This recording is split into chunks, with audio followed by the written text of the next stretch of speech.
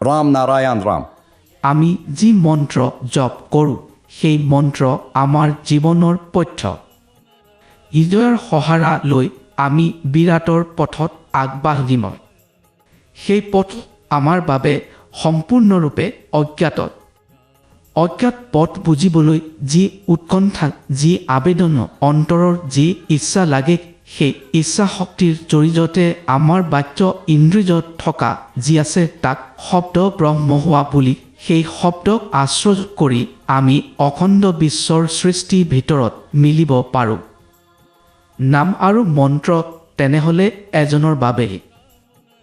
মন্ত্ৰ এটা প্ৰকাৰৰ ভাষা, যি ভাষা গ্ৰহণ কৰি সকলোৰে ওপৰত অধিকাৰ কৰা যাব পাৰে।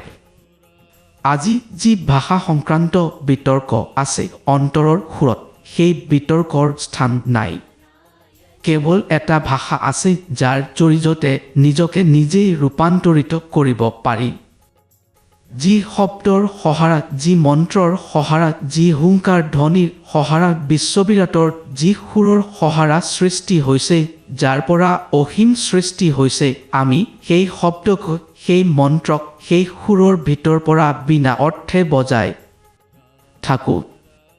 এই শব্দৰ বিষয়তে আমি সাৱধান হ'ব লাগিব।